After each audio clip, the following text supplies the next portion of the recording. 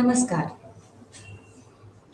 Log 3 मधल्या हे जे 6वं प्रकरण आहे, या प्रकरणामध्ये आपण नमुना निवड पद्धती किंवा नमुना चयन म्हणजे काय आणि त्याच्याच बरोबरीनं नमुना चयनामध्ये काही पूर्वग्रह कसे निर्माण होऊ शकतात आणि त्याचा परिणाम दरवाजा बंद त्याचा परिणाम संशोधनावर कशा पद्धतीने होऊ शकतो हे आपण पाहिलं होतं. यामध्ये एक छोटासा भाग शेवटचा प्रकरण 6 मधला आणि तो म्हणजे प्रायोगिक आणि नियंत्रित समूह. सगळ्यात सुरुवातीला जेव्हा आपण प्रायोगिक किंवा नियंत्रित समूहाची चर्चा करणार आहोत, त्यामध्ये आपल्याला हे लक्षात घेणं आवश्यक आहे की सांख्यिकी अभ्यासांमध्ये आपण विविध प्रकारचे प्रयोग किंवा अंध आणि द्विअंध चाचण्या किंवा नियंत्रित समूह, उपचार समूह आणि कृतक गुटी अशा वेगवेगळ्या संकल्पनांचा वापर करतो. तर सगळ्यात आधी आपण प्रयोग म्हणजे काय हे समजून घेऊयात.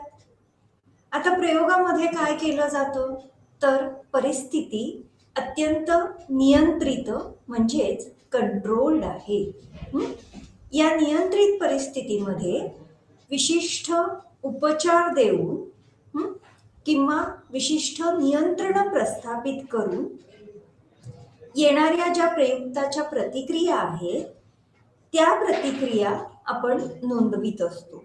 मग यामध्ये एखादा औषधोपचार असेल किंवा अगदी कॉफी सुद्धा प्यायला दिल्यानंतर जागरूकता पातळी ही सुद्धा तपासली जाऊ शकते. आणि म्हणून आपण जेव्हा उपचार हा शब्द वापरतो तेव्हा उपचारामध्ये एखादा औषधोपचार सुद्धा असू शकेल किंवा मानसोपचार सुद्धा असू शकेल. आणि त्यामुळे प्रयोगामध्ये नियंत्रित परिस्थितीमध्ये विशिष्ट उपचार पुरवून विशिष्ट उपचार देऊन आपण प्रतिक्रियांची नोंद घेत असतो. आणि म्हणूनच या प्रयोगाचा वापर करत असताना म्हणजे पुढचा प्रश्न हाच पडायला पाहिजे की मग प्रयोग कशासाठी बरं करायचा, तर त्याच्या मागील महत्वाचं कारण म्हणजे दोन घटना किंवा घटक यामधील संबंधांबाबत आपल्याला जेव्हा खात्री करायची आहे तेव्हा प्रयोग केला जातो. मग त्यामध्ये दोन घटना किंवा दोन घटक हे असेही असू शकतील की स्निग्ध पदार्थांचं सेवन आणि होणारा हृदयाचा आजार किंवा धूम्रपान आणि हृदयवाहिकेतील म्हणजेच कार्डिओव्हास्क्युलर फंक्शन्स या दोन घटकांमध्ये संबंध आहे. हा संबंध अभ्यासत असताना प्रयोग करण्याची गरज भासते.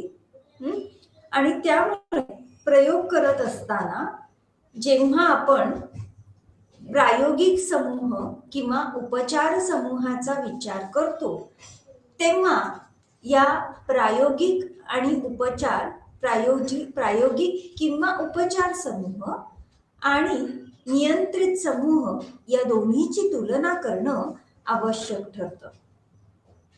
मग आता हा जो प्रायोगिक समूह आहे किंवा हा उपचारासाठी निवडलेला जो समूह आहे त्या समूहाला आपण एक्सपेरिमेंटल किंवा ट्रीटमेंट ग्रुप असं म्हणतो. म्हणजेच ज्या प्रयोगावर ज्या समूहावर चाचणी दिली जाणार आहे किंवा ज्या समूहाला उपचार दिला जाणार आहे किंवा प्रयोग केला जाणार आहे असा समूह म्हणजेच प्रायोगिक किंवा उपचार समूह होय. ठीक आहे.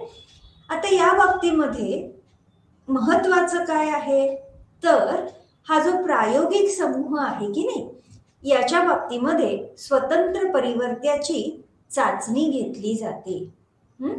आणि या स्वतंत्र परिवर्त्याचं जे विशिष्ट मूल्य आहे त्या मूल्याचा परतंत्र परिवर्त्यावर होणारा जो परिणाम आहे तो परिणाम आपण अभ्यासत असतो.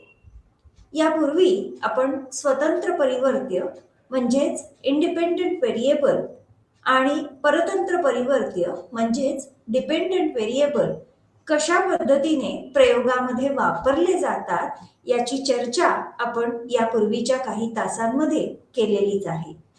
आणि म्हणून जेव्हा प्रयोग करत असतो तेव्हा किंवा जेव्हा हा प्रायोगिक किंवा उपचार समूह आपण वापरणार आहोत तेव्हा त्या समूहाबाबत स्वतंत्र परिवर्त्याची चाचणी घेतली जाते आणि या चाचणीचा परतंत्र परिवर्त्यावर होणारा परिणाम तपासला जातो. या अभ्यासांमध्ये किंवा अशा पद्धतीने परिणाम तपासत असताना जे जे काही बदल होत आहेत अशा अभ्यासासाठी निवडलेल्या समूहाला, आता हा समूह जो आहे तो मानवाचा सुद्धा असू शकेल किंवा प्राण्यांचा सुद्धा असू शकेल. हा जो समूह आहे हा समूह किंवा हे जे उपचार समूह आहेत ते एकापेक्षा अनेक देखील असू शकतात. संशोधकाने जो अभ्यास विषय निवडलेला असेल त्या अभ्यास विषयाला अनुसरून हे समूह एकापेक्षा अधिक असू शकतात.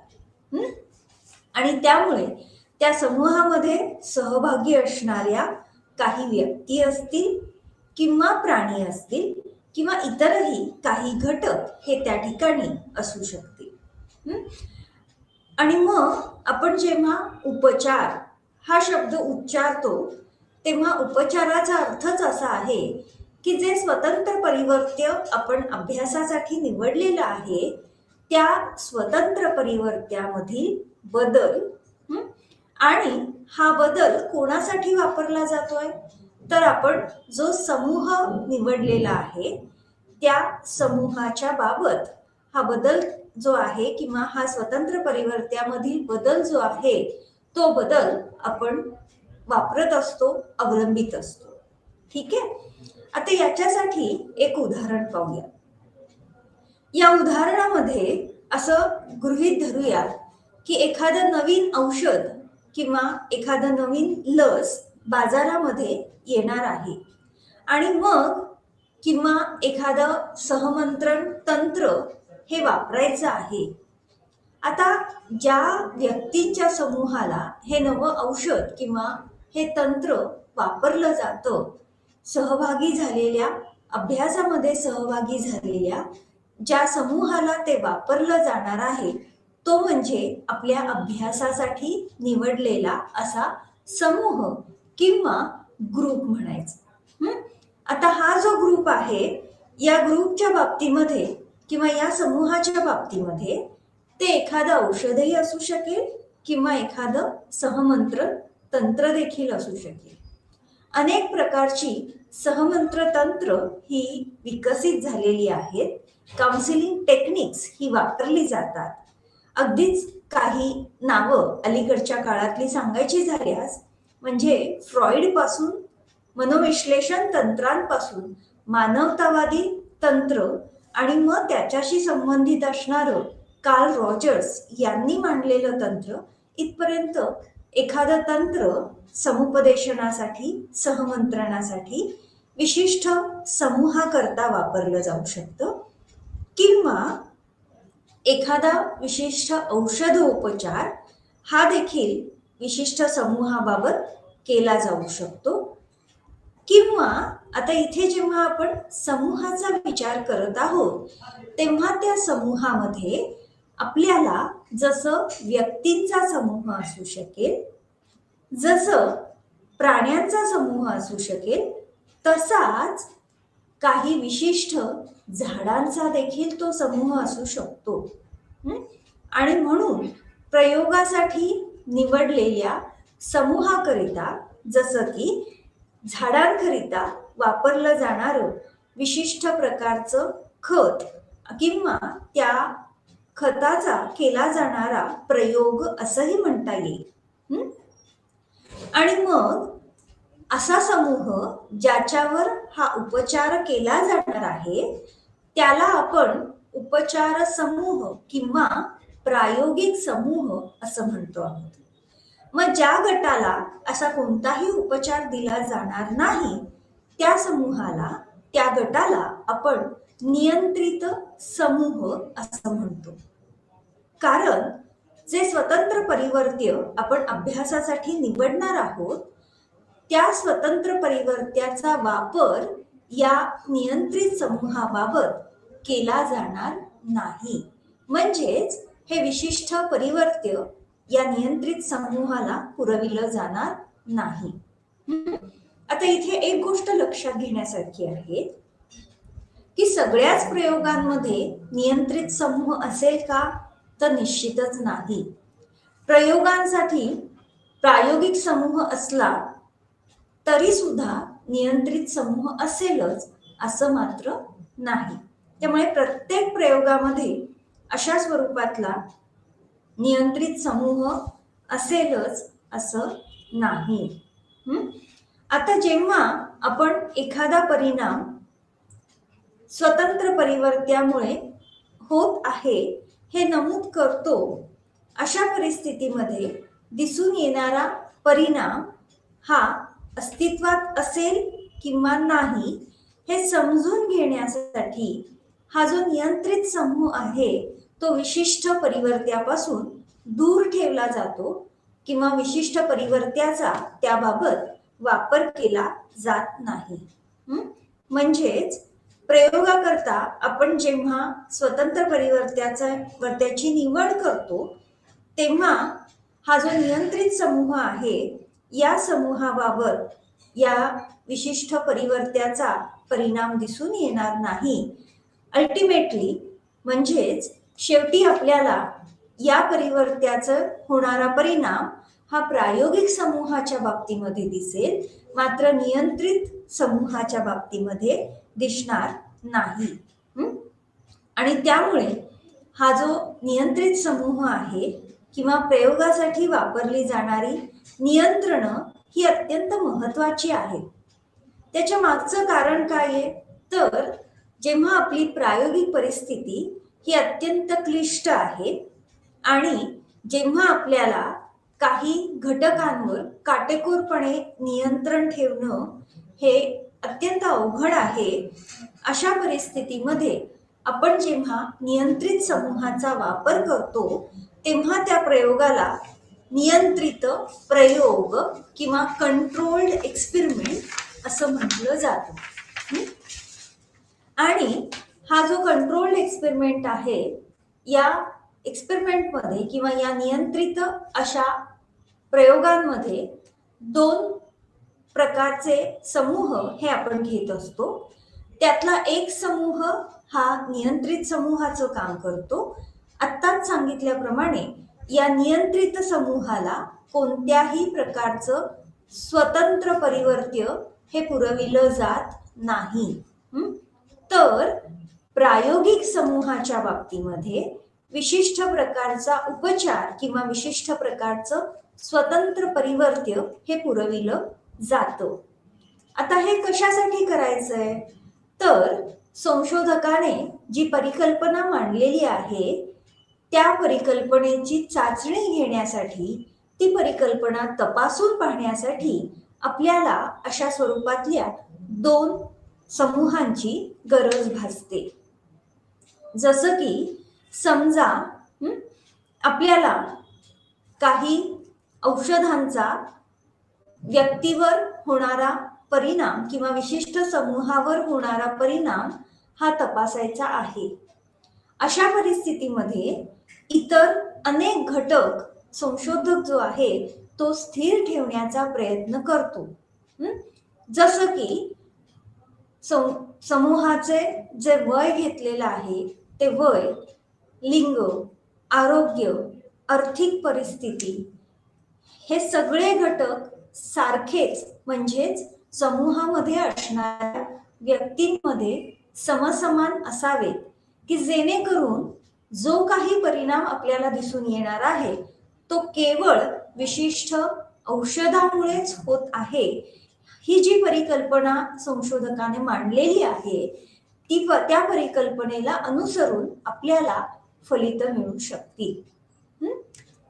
आता हे समजून घेण्यासाठी की प्रयोगामध्ये नियंत्रण किंवा नियंत्रित प्रयोग म्हणजे काय हे समजून घेण्यासाठी आपल्याला एक प्रयोग करता येईल, जो खरं तर मानसशास्त्राशी संबंधित नाही, मात्र या नियंत्रणाचा परिणाम आपल्याला इथे तपासता येऊ शकेल. संशोधकाला झाडांना किंवा रोपट्यांना दिलं जाणारं जे पाणी आहे त्या पाण्यामुळे रोपटी जगण्याची शक्यता किती वाढते हे तपासून बघायचे. म्हणजेच झाडांना जगण्यासाठी पाण्याची आवश्यकता असते का हे तपासून पाहण्यासाठी संशोधकाने 2 समूह घेतलेले आहेत. आता इथले हे जे समूह आहेत हे झाडांचे किंवा रोपट्यांचे समूह आहेत. या समूहामध्ये एक समूह ज्याला नियंत्रित समूह असं म्हटलेलं आहे आणि दुसरा जो समूह आहे ज्याला प्रायोगिक समूह असं म्हटलेलं आहे.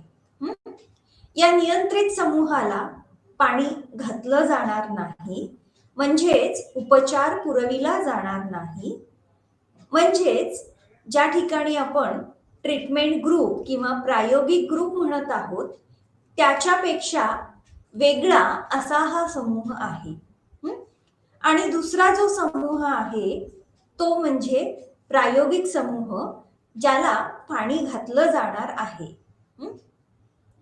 आता यामध्ये एखादा अत्यंत चिकित्सक असा प्रयोजक असेल तर तो या प्रायोगिक समूहाचे सुद्धा वेगवेगळे भाग करेल.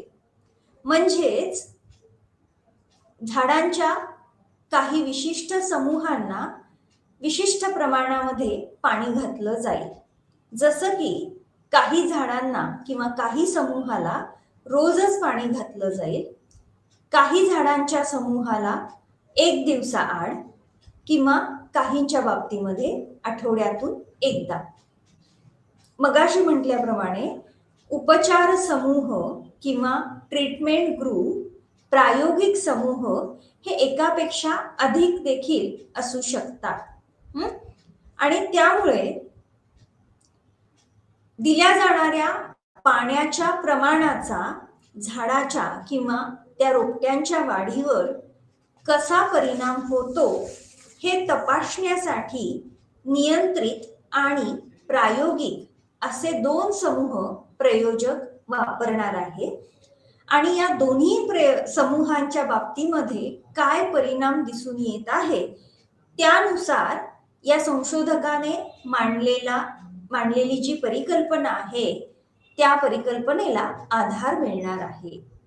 कदाचित असंही होऊ शकेल की रोपट्याला खूप जास्त प्रमाणात पाणी जरी झालं तरी त्याचा काहीतरी नकारात्मक परिणाम हा दिसून येऊ शकेल. आणि त्यामुळे जेव्हा आपण प्रायोगिक समूह घेतो त्या उपचाराचा किंवा त्या रोपट्याला घातल्या जाणाऱ्या पाण्याचा त्या प्रायोगिक समूहामधल्या सुद्धा उपसमूहांवर काहीतरी फरक हा निश्चितच दिसून येऊ शकेल.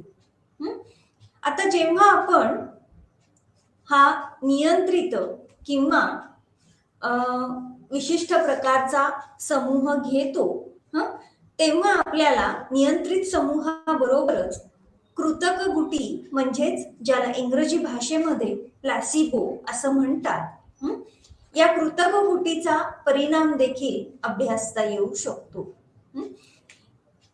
नियंत्रित समूहाला आपण एका विशिष्ट परिस्थितीमध्ये कोणत्याही प्रकारच्या परिवर्तनांमध्ये बदल न करता, हा अत्यंत सोपा एक मार्ग आहे खरं सांगायचं तर, की जिथे नियंत्रित समूह आणि कृतक गुटी समूह यांचा वापर केला जातो. आता या प्रयोग करत असताना जेव्हा आपण असं म्हणूया की आपल्याला बालकांमधल्या वर्तन परिवर्तनाचा अभ्यास करायचा आहे किंवा बालकांमधील विशिष्ट वार्तनिक उपचार दिल्यानंतर वर्तनामध्ये काही फरक पडतो आहे का हे तपासून पाहायचं आहे. या ठिकाणी जो अभ्यास करणारा संशोधक आहे तो काय करतो तर बालकांचं अत्यंत सोप्या पद्धतीने 2 समूहांमध्ये विभाजन करतो. एक समूह ज्याला प्रायोगिक समूह म्हटलेला आहे. पुन्हा इथे सुद्धा विशिष्ट उपचार पद्धतीला हा प्रायोगिक समूह सामोरा जातो. आणि दुसरीकडे नियंत्रित समूह की ज्याला कोणत्याही प्रकारे वार्तनिक उपचार हा दिला जाणार नाही. आता या प्रयोगांमध्ये जेव्हा आपण मानवी प्रयुक्तांचा किंवा मानवाचा प्रयुक्त म्हणून वापर करतो तेव्हा काही क्लिष्टता ही देखील असू शकते. आपल्याला असं लक्षात येतं की समजा एखाद्या औषधाचा आपल्याला परिणाम अभ्यासायचा आहे आणि हा औषधांचा परिणाम अभ्यासत असताना समजा आपण नियंत्रित समूहाला ही कृतक गुटी म्हणजे नक्की काय तर प्रत्यक्षामध्ये कोणताही परिणाम घडवून न आणणारं असं एखादं औषध किंवा अशी एखादी गोळी ज्यामध्ये शरीरांतर्गत कुठलेही बदल होत नाहीत किंवा जैविक पातळीवर अशा गोळीमुळे कुठलेही बदल होत नाहीत आणि अशी गोळी ही नियंत्रित समूहाला दिली जाते. आणि दुसरीकडे प्रायोगिक समूहाला मात्र पुन्हा असे एखादे औषध दिलं जातं की ज्या औषधामुळे काही बदल जैविक बदल हे घडून येणार आहेत. आता जेव्हा आपण नियंत्रित समूह आणि प्रायोगिक समूहाचा विचार करतो तेव्हा या समूहाला निश्चितपणे आपल्याला काय दिलं जात आहे म्हणजे ती कृतक गुटी आहे की प्रत्यक्षामध्ये औषध दिलं जातंय याबद्दल निश्चितपणे या नियंत्रित समूहाला माहिती नसते. आणि त्यामुळे प्रायोगिक समूहाबाबत जे काही बदल घडून येतात तेच बदल या समूहाला घडून येतील अशी देखील अपेक्षा त्या ठिकाणी असू शकते. आणि म्हणून आपण जेव्हा हा जो कृतक गुटीचा परिणाम लक्षात घेतो तेव्हा आपल्याला हे पाहणं आवश्यक आहे की नियंत्रित समूहातील व्यक्तींमध्ये होणारा बदल हा त्या औषधांमुळे नाही तर तो कशामुळे घडून आलेला आहे की त्या व्यक्तीला खरं तर प्रत्यक्षात कुठलाही उपचार दिला गेलेला नाही. म्हणजे त्या औषधामध्ये असणारे जे सक्रिय घटक आहेत त्या घटकांपासून ही व्यक्ती पूर्णतः खरं तर मुक्त आहे. मात्र तरीही त्या व्यक्तीमध्ये त्या व्यक्तीच्या वर्तनामध्ये जर काही बदल घडून येत असतील तर आपल्याला असं म्हणावं लागेल की हे जे बदल आहेत हे केवळ असणाऱ्या अपेक्षेचा परिणाम म्हणून कदाचित दिसून येऊ शकतात. आपल्याला या ठिकाणी आणखीन एक महत्वाचा घटक लक्षात घेण्याची आवश्यकता आहे की समजा आपण या दोन्ही गटांपैकी जो नियंत्रित समूह आहे त्या समूहाला एखादी साखरेची गोळी दिलेली असेल किंवा आपल्याला माहितीये की होमिओपॅथीच्या काही गोळ्या की अशा काही गोळ्या की ज्या दिसायला सारख्याच आहेत मात्र प्रायोगिक समूहाला प्रत्यक्ष औषध घातलेल्या गोळ्या आणि नियंत्रित समूहाला केवळ साखरेच्याच गोळ्या दिल्या गेल्या असतील तर या दोन्हीवर दिसणारा जो परिणाम आहे तो आपल्याला तपासून पाहता येईल. अशा पद्धतीने काही कृतक गुटी नियंत्रित अभ्यास हे देखील वैद्यकीय उपचारांबाबत केले जातात. जो लक्ष्य समूह आहे किंवा आपण ज्याला टार्गेट ग्रुप म्हणतो, अशा लक्ष्य समूहापेक्षा वेगळ्या असणाऱ्या समूहाला 0 परिणाम दर्शविणारी अशी कृतकगुटी दिली जाते. मात्र या कृतकगुटीबाबत हा जो प्रयुक्तांचा समूह आहे, जो नियंत्रित समूह आहे, तो पूर्णतः अनभिज्ञ असतो. म्हणजेच त्यांना नक्की काय दिलं जातंय याबद्दल माहिती नसते. परिणामतः त्या नियंत्रित समूहाचा जो तटस्थ किंवा नैसर्गिक असा इतिहास आहे, तो इतिहास तसाच राखला जातो. या नियंत्रित समूहाला कोणत्याही प्रकारचा उपचार किंवा कोणत्याही प्रकारच्या औषधांचा परिणाम हा तिथे दिसून आला नाही पाहिजे. प्रत्यक्षात दोन्ही समूहांना आपल्याला खरं औषध दिलं जात आहे, आपल्याला विशिष्ट औषधोपचार केला जात आहे असं वाटतं. आणि त्यामुळे हे जे नियंत्रित समूह आहेत, त्या समूहांची काही स्पष्टीकरणं दिलेली आहेत. या ठिकाणी तुमच्या लक्षात आलं असेल बघा की कृतकगुटी आणि नियंत्रित समूह हे 2 प्रकारचे समूह या ठिकाणी आहेत.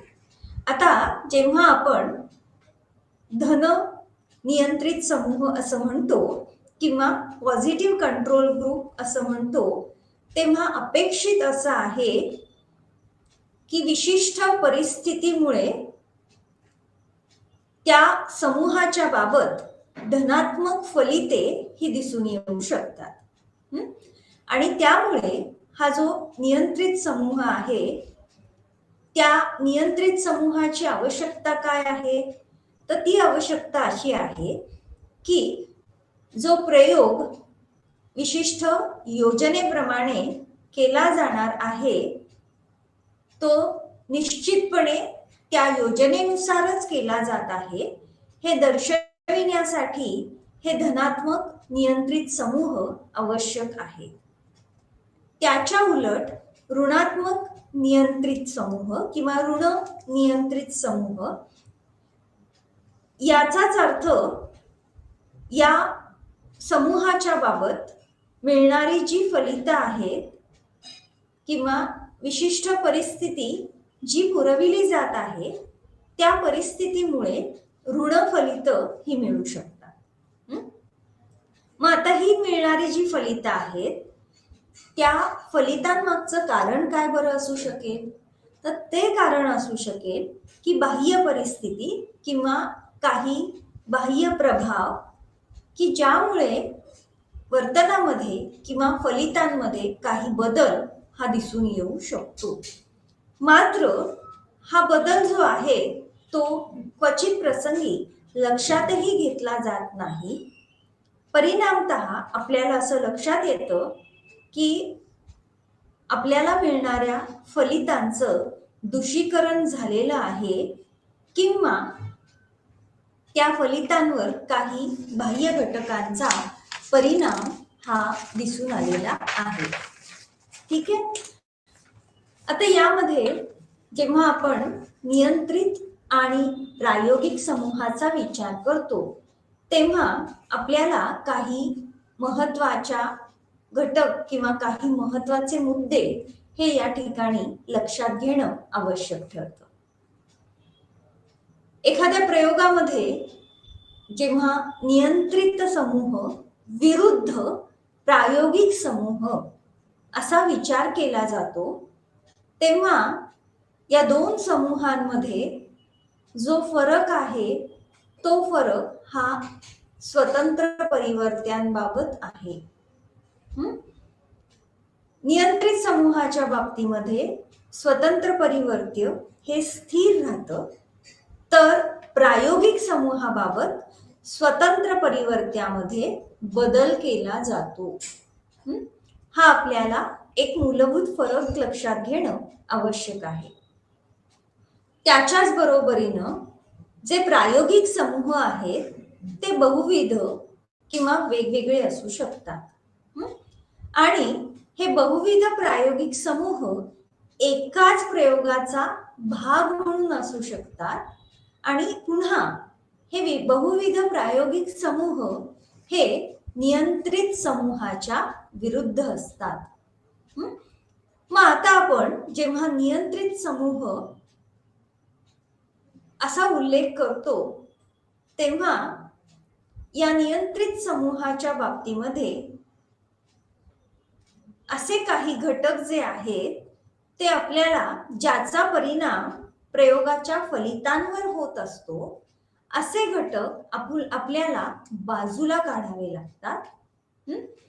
ज्याचा प्रयोगामध्ये परिणाम घडू शकतो असे घटक नियंत्रित समूहाबाबत बाजूला काढावे लागतात आणि परिणामतः अशा पद्धतीने जो प्रयोग केला जातो त्याला आपण नियंत्रित प्रयोग असंही म्हणतो.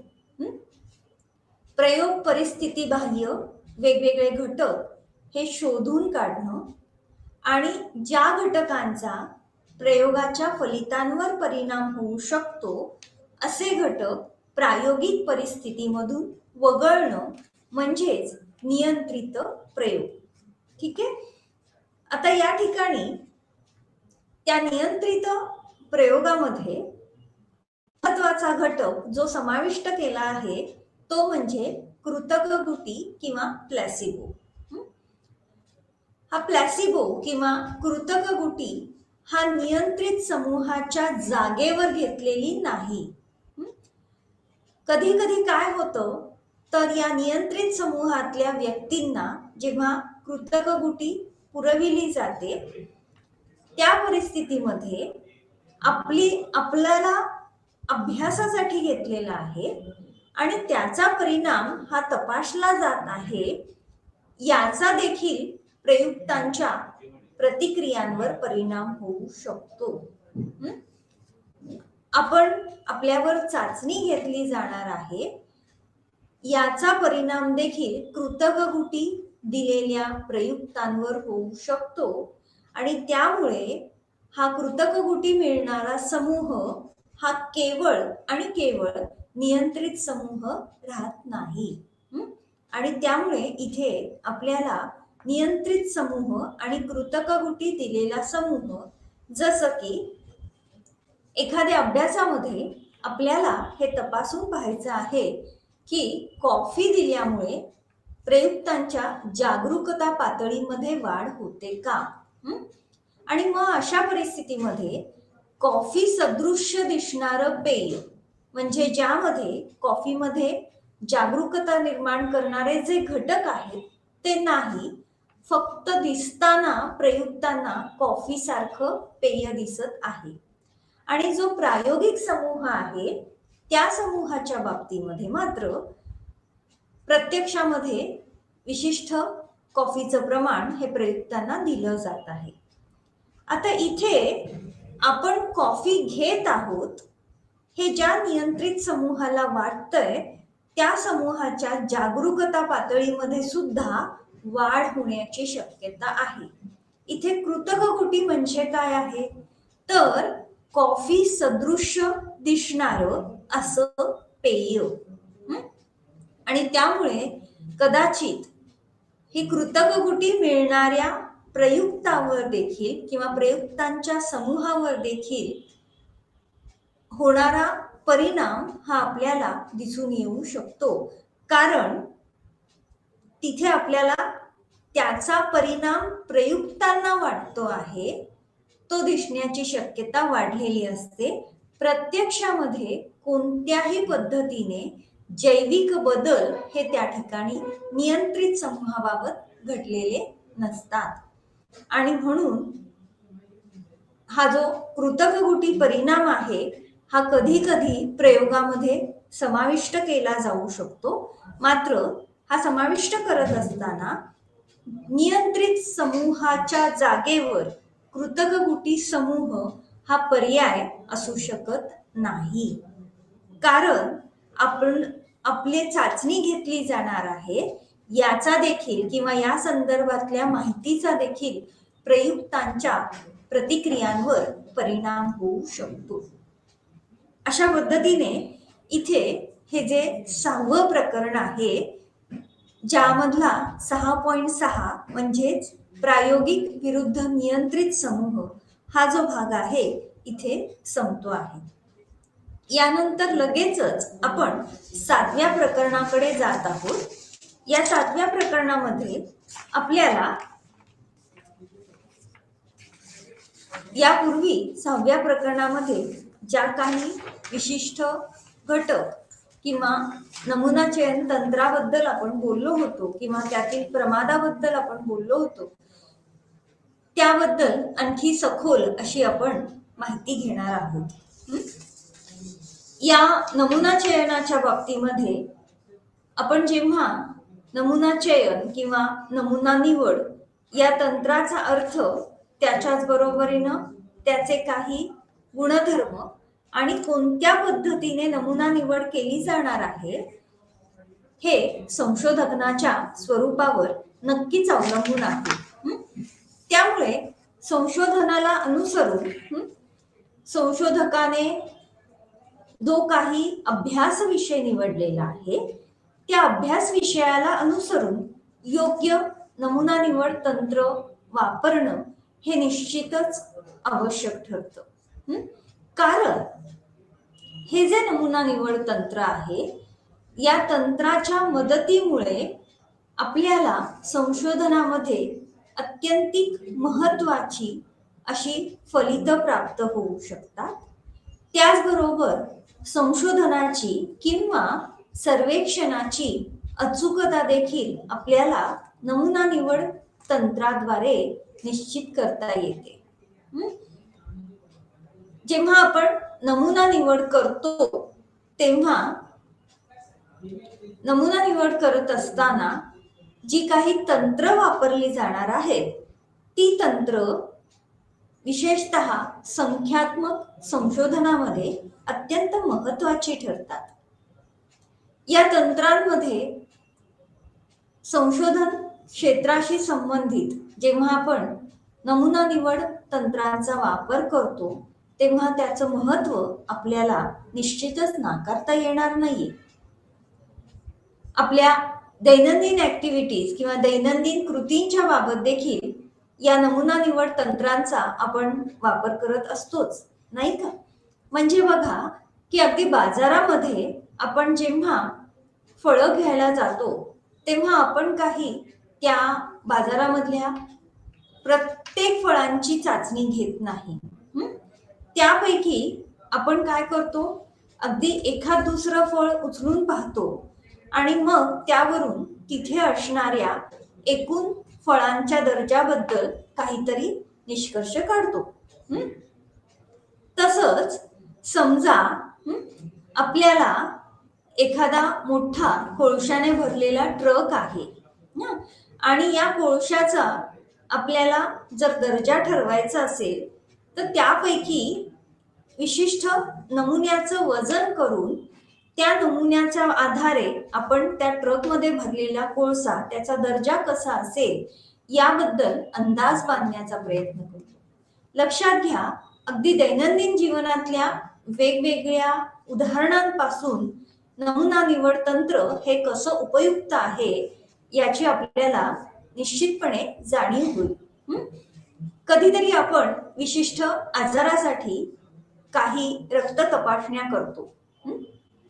आता इथे जे चिकित्सक आहेत किंवा जे डॉक्टर आहेत ते डॉक्टर रुग्णाच्या रक्तामधील काही विशिष्ट नमुन्याच्या आधारेच त्या रुग्णाच्या रक्ताबद्दल काही अंदाज काढतात किंवा अनुमान काढतात.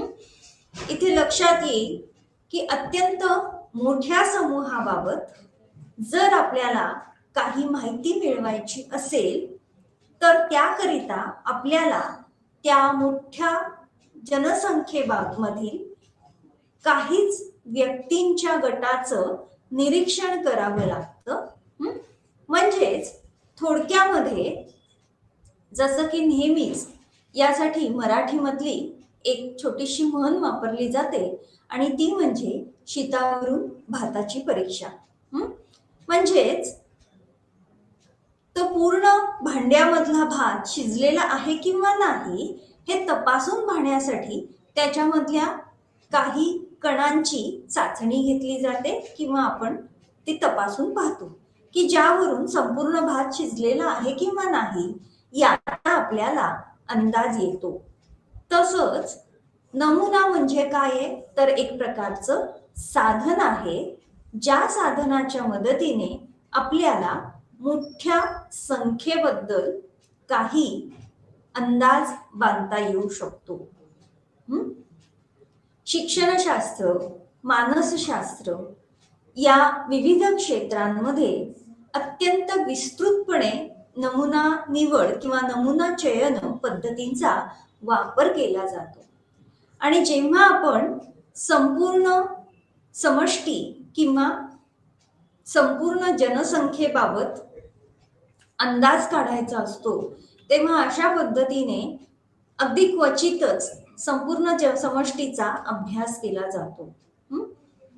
एखाद्या जनसंख्येबाबत छोट्याशा एककांवरून जेव्हा अंदाज बांधायचा आहे तेव्हा आपण त्यातील काही नमुना हा निवडतो किंवा काही एकक ही निवडत असतो. आणि त्यानंतर अत्यंत सखोलपणे आपण त्या नमुन्याचा किंवा त्या छोट्या एककांचा छोट्या समूहाचा अभ्यास करतो आणि त्या आधारे जो काही अभ्यास विषय निवडलेला आहे त्या अभ्यास विषयाबाबत मिळालेल्या फलितांचं आपण सामान्यीकरण करतो.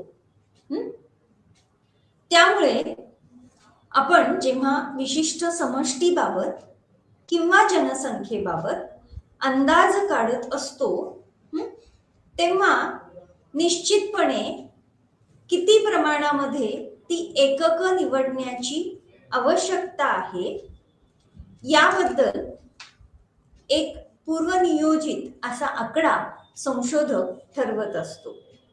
म्हणजेच हा आकडा किती असावा याबद्दल एक अंदाज संशोधकाने आधीच मांडलेला असतो. उदाहरणार्थ बघा, एका संशोधकाला विद्यापीठामध्ये विद्यार्थी अन्नावर किती खर्च करतात, फूड एक्सपेन्सेस किती आहेत याचा अभ्यास करायचा. आणि मग विद्यापीठामध्ये असणाऱ्या हजारो विद्यार्थ्यांपर्यंत पोहोचणं निश्चितच संशोधकाला शक्य नाही. मग हे संशोधक काय करतात तर या हजारो विद्यार्थ्यांमधल्या प्रातिनिधिक अशा 500 विद्यार्थ्यांचा नमुना निवडतात.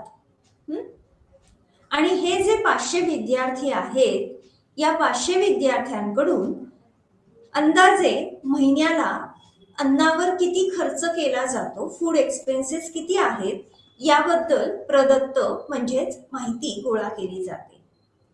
आणि त्या आधारे त्या मिळालेल्या माहितीच्या आधारे संपूर्ण विद्यापीठातील विद्यार्थी फूड एक्सपेन्सेस किंवा त्यांचा अन्नावरचा खर्च किती असेल याबद्दल अनुमान काढलं जातं. आता इथे एक गोष्ट लक्षात घेण्यासारखी आहे की हे जे विद्यार्थी निवडले जाणार आहेत किंवा हे जे 500 विद्यार्थी संशोधनासाठी घेतले जाणार आहेत हे 500 विद्यार्थी हे संपूर्ण विद्यार्थ्यांचं प्रतिनिधित्व करणारे असावेत जेणेकरून या संशोधनाची विश्वसनीयता ही उच्च राहील.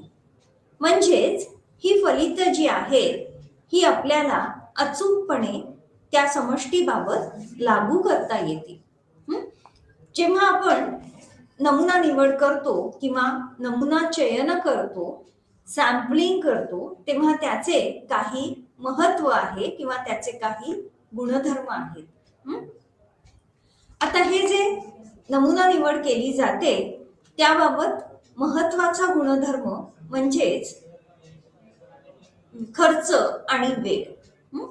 या दोन्हीच्या बाबतीमध्ये विचार करता जेव्हा आपण नमुन्यावर अभ्यास करतो किंवा विशिष्ट सॅम्पल निवडून त्यावर अभ्यास करतो, तेव्हा आपल्याला लागणारा वेळ आणि होणारा खर्च या दोन्हीही समष्टीपेक्षाही किंवा जनसंख्येवरील अभ्यासापेक्षाही निश्चितच अल्प खर्चिक आणि लागणारा वेळ हा देखील कमी असू शकतो. जसं की संपूर्ण समष्टीचा म्हणजे हजारो विद्यार्थ्यांचा नमुना घेण्यापेक्षाही किंवा हजारो विद्यार्थ्यांबद्दल माहिती घेण्यापेक्षाही त्यातल्या काही प्रातिनिधिक विद्यार्थ्यांवरून मिळालेली माहिती ही पुरेशी ठरते. त्यानंतर दुसरा जो गुणधर्म आहे तो म्हणजे विश्वसनीयता. आता विश्वसनीयता म्हणजे काय आहे? तर जर आपण नमुन्यातली एकक ही अत्यंत काळजीपूर्वक निवडलेली असतील, त्याचबरोबरीनं ज्या घटकाचं मापन करायचं आहे ते घटक त्या नमुना गटामध्ये समान आहेत असं जेव्हा असेल, तेव्हा त्या नमुन्यावर मिळणारी फलित किंवा त्या नमुन्यानुसार काढलेले निष्कर्ष हे अधिक विश्वसनीय असतात. म्हणजेच एकाच समूहामध्ये घेतलेल्या नमुन्याच्या बाबतीत जेव्हा गुणधर्मांमध्ये फरक नाही, तेव्हा मिळालेली फलित ही अधिक विश्वसनीय असतात. त्याच्याच बरोबरीनं तिसरा गुणधर्म आहे, आपण जेव्हा अशा पद्धतीने नमुना निवड करून अभ्यास करतो तेव्हा हा अभ्यास अधिक सखोल असतो. कारण एककांची संख्या लहान आहे, त्यामुळे प्रत्येक एकक अत्यंत सखोलपणे अभ्यासले जाण्याची शक्यता वाढते आणि त्याचबरोबरीनं जे निरीक्षण केलं जाणार आहे ते देखील विविध दृष्टिकोनातून निरीक्षण ही करता येऊ शकतात आणि म्हणून हा जो अभ्यास आहे तो अत्यंत सखोल होतो. या सगळ्यांमध्ये महत्वाचा भाग तो म्हणजे शास्त्रीय दृष्टिकोन. जेव्हा आपण विशिष्ट पद्धतीने नमुना निवड करतो तेव्हा शास्त्रीय दृष्टिकोन हे सूचित करतो की त्या नमुन्यावर मिळालेली जी फलितं आहेत ती फलितं पुन्हा परीक्षणीय म्हणजेच पुन्हा पुन्हा तपासून पाहण्यासारखी असतात. आणि त्याचबरोबरीनं आपण ही फलितं दुसऱ्या समूहाबाबत देखील लागू करू शकतो. म्हणजेच इतर काही एककांबाबत या एका फलितावर मिळणाऱ्या एका समूहावर मिळणाऱ्या फलितांचं आपल्याला उपयोजन हे करता येऊ शकतं.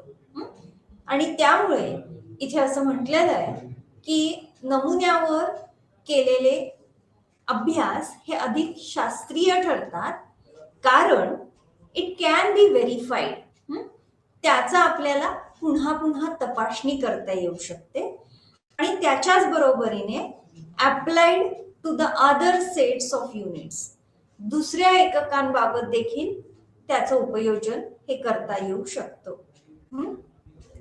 आणि परिणामतः समजा आपण अशी वेगळी एकक किंवा वेगळा एककांचा समूह घेतला तर विशिष्ट नमुन्यावर प्रस्थापित झालेली जी मानकं आहेत त्या मानकांपासून विचलन हे देखील आपल्याला लक्षात घेता येऊ शकतं. म्हणजेच आपण समजा दुसरा एखादा समूह निवडला तर त्या समूहाबाबत मानकांपासून कितपत विचलन झालेलं आहे हे देखील मानकं म्हणजे काय तर विशिष्ट समूहाचा आधारे निर्धारित केलेला असा एक सरासरी प्राप्तांक ज्याला इंग्रजी भाषेमध्ये नॉर्म्स म्हटलं जातं. आणि मग या सरासरीपासून दुसऱ्या एखाद्या समूहाचे प्राप्तांक हे किती विचलित झालेले असू शकतात हे देखील या अनियत किंवा यादृच्छिक पद्धतीने निवडलेल्या नमुन्याच्या आधारे आपल्याला निश्चित करता येतो. त्यानंतर नमुना निवडीच्या बाबतीमधलं महत्वाचं वैशिष्ट्य किंवा महत्वाचा गुणधर्म म्हणता येईल तो म्हणजे सुटेबिलिटी किंवा विशिष्ट नमुन्याच्या फलितांची योग्यता. जेव्हा जेव्हा एखाद्या समूहाबाबत विशिष्ट घटकांबाबत फरक नसतो किंवा वैविध्य नसतो आणि एखाद्या छोट्याशा नमुना गटावर किंवा एका गटावर केलेला अभ्यास पुरेसा असतो, अशा परिस्थितीमध्ये बहुतांश संशोधनांमध्ये किंवा बहुतांश सर्वेक्षणामध्ये नमुना निवड तंत्राचा वापर केला जातो. आणि म्हणून खूप भिन्नता नाहीये. खूप मोठ्या प्रमाणामध्ये विशिष्ट गुणधर्मांच्या बाबतीमध्ये फरक नाहीये.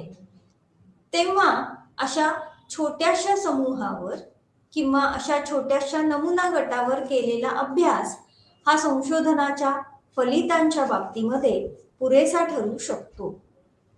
मग हे जे नमुना चयन केलं जातं किंवा हे जे नमुना निवड पद्धती वापरली जाते ती बहुतांश अशा परिस्थितीमध्ये लागू पडते किंवा उपयुक्त ठरू शकते.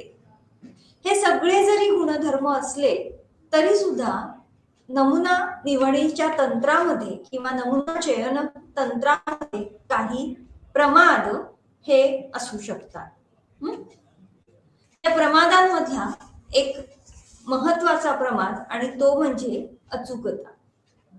जेव्हा आपण एखाद्या समष्टीची नमुन्याच्या निरीक्षणांशी तुलना करतो तेव्हा कदाचित काही चुका होऊ शकतात आणि त्यामुळे नमुन्यामध्ये असणारा विशिष्ट घटक किंवा नमुन्याच्या बाबतीमध्ये जे काही घटक अभ्यासले जात आहेत ते कदाचित तुलनेने कमी अचूक देखील असू शकतात.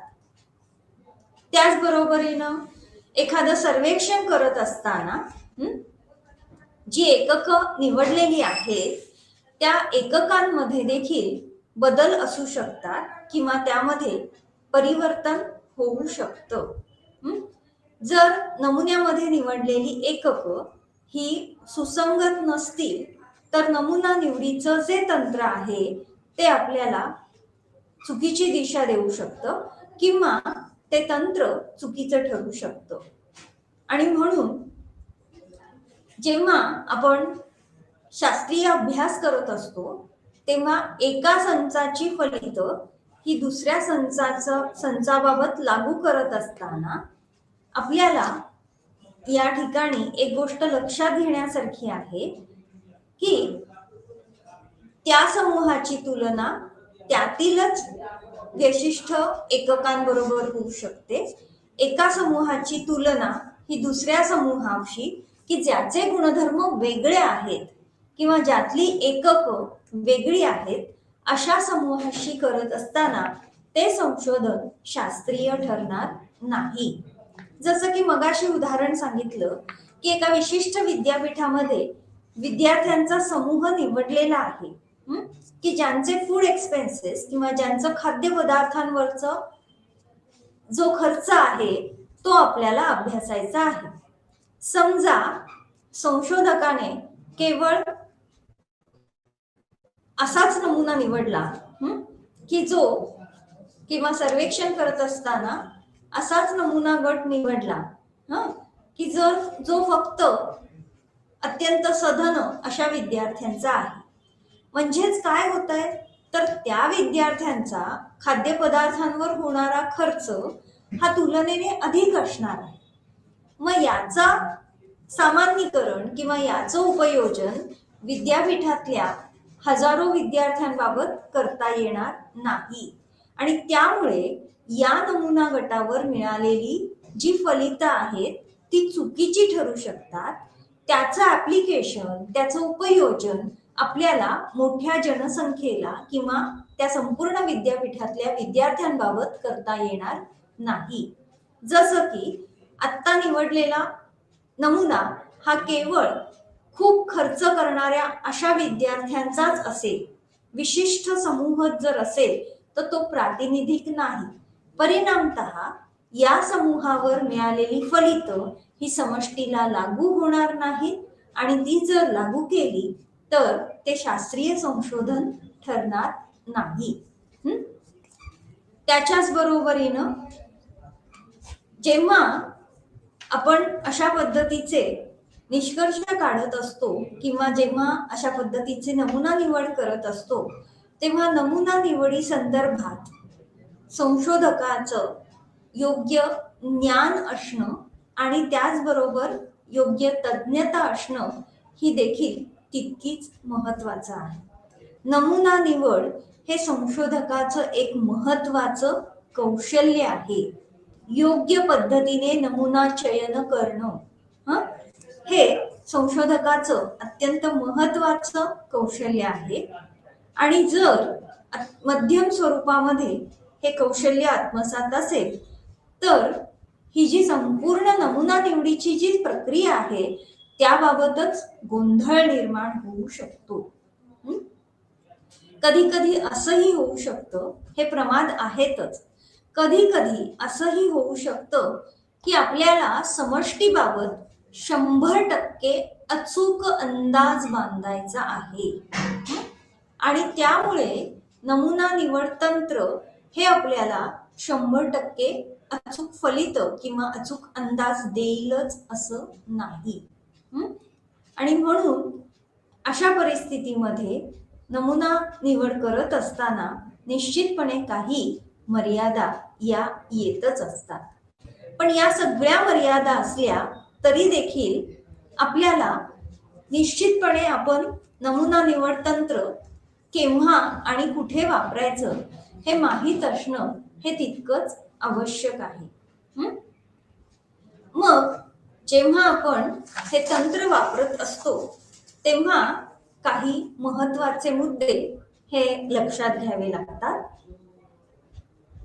आपल्या समोर असणारा प्रदत्त संच हा खूप मोठा किंवा अनंत असेल, इन्फायनाइट असेल तर आपल्याला नमुना चयन तंत्र हे वापरणं अत्यंतिक आवश्यक ठरतं. कारण त्यामुळे होणारा खर्च आणि प्रयत्न या दोघांचीही बचत होऊ शकते. संशोधनावर जो खर्च केला जाऊ शकतो आणि त्याच्याच बरोबरीनं जे प्रयत्न नमुना चयन किंवा प्रदत्त संकलनासाठी करावे लागतात त्यामध्ये बचत होऊ शकते. ज्या परिस्थितीमध्ये अगदी 100% अचूकतेची गरज नाही, 100% मिळणारी फलित अचूक असण्याची आवश्यकता नाही, तेव्हा देखील आपण नमुना चयन तंत्र हे वापरू शकतो. जेव्हा जेव्हा संपूर्ण जनसंख्येचं मापन करणं अशक्य आहे अशा परिस्थितीमध्ये देखील आपल्याला नमुना चयन तंत्र हे उपयुक्त ठरतं. लक्षात घ्या, जेव्हा आपल्याला मिठाची तपासणी करायची आहे तेव्हा आपण काही संपूर्ण समुद्रामध्ये असणाऱ्या विशिष्ट घटकाची तपासणी नाही करणार आहोत आणि त्यामुळे संपूर्ण समुद्रामध्ये असणाऱ्या पाण्याची तपासणी ही करता येणार नाही. म्हणजेच पुन्हा समष्टीची मापन करणं जेव्हा अशक्य असतं अशा परिस्थितीमध्ये नमुना निवड करणं हे गरजेचं ठरतं. त्याचबरोबरीनं जेव्हा समष्टीमध्ये असणाऱ्या एककांमध्ये किंवा अभ्यासासाठी घेतलेल्या घटकांमध्ये एकजिन्सीपणा आहे अशा परिस्थितीमध्ये देखील नमुना निवड तंत्र हे अधिक उपयुक्त ठरू शकतं. जरी काही प्रमाद असतील तरी देखील आपण नमुना निवड करतो, मात्र संशोधकाच्या तज्ञतेनुसार संशोधकाच्या कौशल्यानुसार विशिष्ट नमुना निवड तंत्र हे कोणत्या परिस्थितीमध्ये वापरलं गेलं पाहिजे आणि त्याच्याच बरोबरीनं ते कसं वापरलं गेलं पाहिजे, कुठे वापरलं गेलं पाहिजे याबद्दल संशोधकाला योग्य माहिती ही असू शकते. आता पुढच्या तासाला आपण काही आदर्श नमुन्याची काही गुणधर्म पाहणार आहोत आणि त्याच्याच बरोबरीनं संभाव्यता आणि विनासंभाव्यता अशा नमुना निवडीची काही तंत्र देखील आपण पाहणार आहोत. लक्षात घ्या, सॅम्पलिंग हा जो शब्द आहे, या शब्दाला मराठी भाषेमध्ये नमुना चयन किंवा संशोधनाच्या दृष्टिकोनातून नमुना निवड अशा पद्धतीने वापरला जातो. आपण पुढच्या तासाला याचे काही गुणधर्म आणि संभाव्यता आणि विनासंभाव्यता नमुना चयन पद्धती याचा अभ्यास करणार आहोत. आजच्या तासाला आपण या ठिकाणी थांबूया. थँक्यू.